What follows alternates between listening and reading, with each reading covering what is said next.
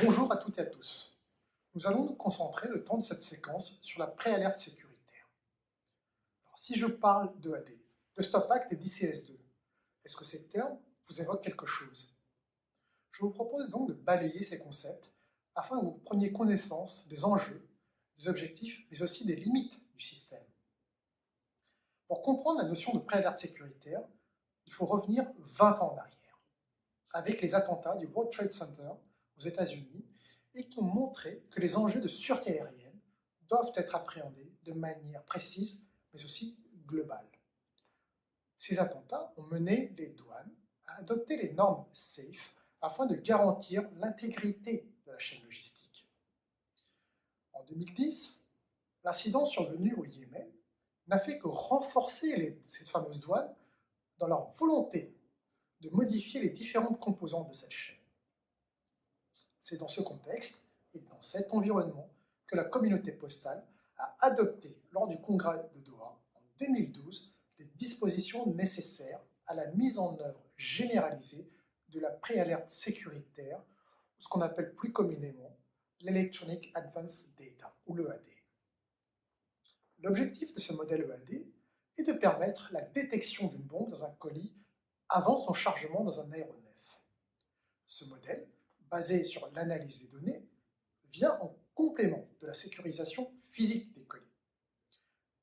Les postes, avec l'appui de l'Union postale universelle, travaillent de concert avec les douanes et l'Organisation mondiale des douanes depuis 2012 afin de définir les protocoles et les modalités d'échange de données électroniques entre postes et douanes qui sont nécessairement adaptés aux flux postaux. Ces travaux conjoints sont parfaitement alignés avec le régime des renseignements préalables concernant le fret avant le chargement, plus communément appelé en anglais le PLACI, le Preloading Air Cargo Information, dont les principes directeurs ont été définis conjointement par l'OMD et l'OACI. C'est donc sur la base de ces principes du PLACI que l'EAD a été mis en œuvre par les postes depuis le 1er janvier 2021. Celui-ci consiste à ce que l'ensemble des postes du monde s'échangent des informations qui sont véhiculées dans un message électronique qui s'appelle l'ITEMAT, dans le monde postal pour Item Attribute.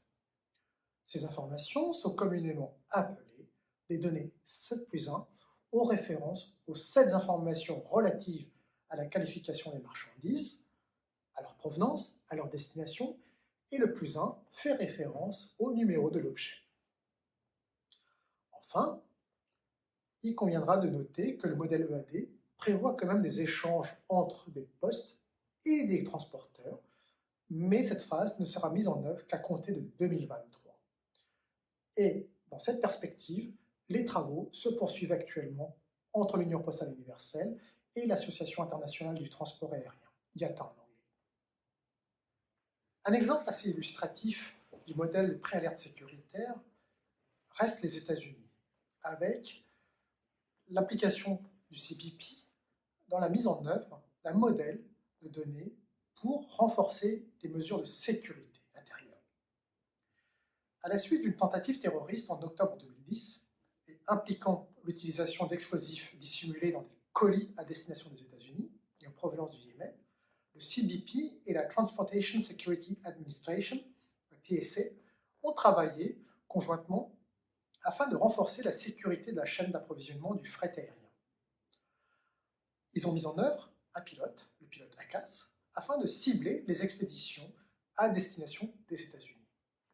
Ce programme de contrôle préalable du fret aérien est entré en vigueur le 12 juin 2018, après plus de 7 ans de phase pilote. Ce pilote exige notamment la soumission d'informations avancées sur le fret aérien pour toute expédition arrivant aux États-Unis en provenance d'un pays tiers. Et dans le cadre de ce programme, ce sont les transporteurs participants au programme qui ont soumis un sous-ensemble de données préalables à l'arrivée sur le fret aérien au CBP le plus tôt possible et avant le chargement du fret dans des aéronefs à destination ou en transit aux États-Unis.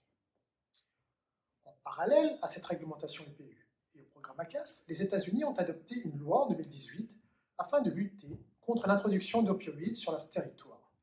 un fléau qui a occasionné des centaines de milliers de morts par overdose depuis plus de 20 ans.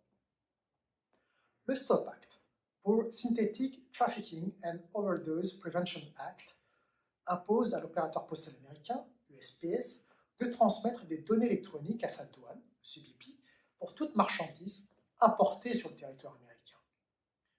Cela suppose donc qu'en amont, USPS reçoive des messages ITEMAT de la part de ses partenaires postaux du monde entier et qui lui expédient évidemment des marchandises.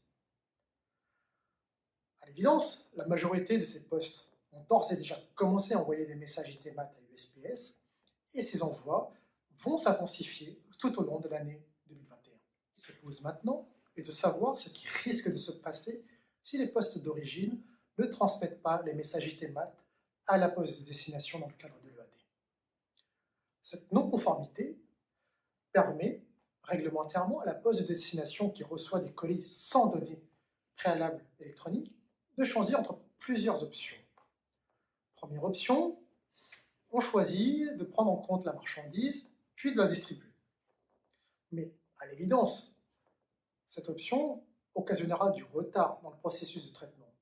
Et donc, cela conduira nécessairement à une mauvaise qualité de service avec l'éventualité d'une refacturation du coût de traitement auprès de la poste d'origine. La seconde option est un renvoi auprès du pays d'origine. C'est sans doute la pire des options, car elle ne contribue vraiment pas à satisfaire le client. La troisième option est la destruction de la marchandise. Mais cette option n'est ouverte que dans certains pays, car tout dépend du cadre juridique et réglementaire du pays en question. Enfin, une dernière option qui consiste à abandonner la marchandise aux autorités nationales. Le prochain épisode sera exclusivement consacré au projet ICS2. Je vous remercie de m'avoir écouté et à bientôt.